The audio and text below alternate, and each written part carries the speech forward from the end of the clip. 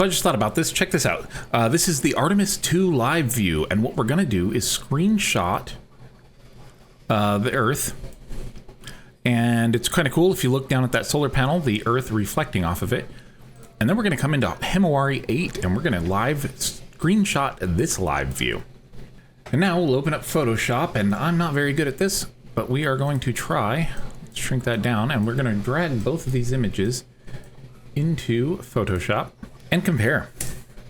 So let's rotate this one to get kind of the same orientation. So here's a good comparison. They are in different locations in the sky, so we are going to see different things. But I'm going to switch sides on these, actually, so I can do this. Check this out. We've got this arching cloud here with the, like, comes to a point, which is right there. Then we've got this storm up here.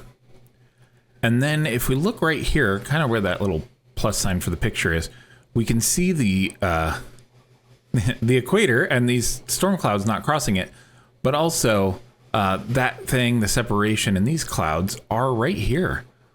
So yeah, Himawari-8 confirms that Artemis 2 is flying through space and taking pictures of Earth live, as seen from this view, which now Earth is looking wonky because these are wide-angle lenses. So hello wonky Earth, hello egg-shaped Earth. But yeah, that's kind of cool that we can see this, we can see these, and I bet you as sunlight, which it's only 2 more hours, we're probably not going to see much more of this. But I bet you we will end up seeing more of that in the Himawari-8 live view.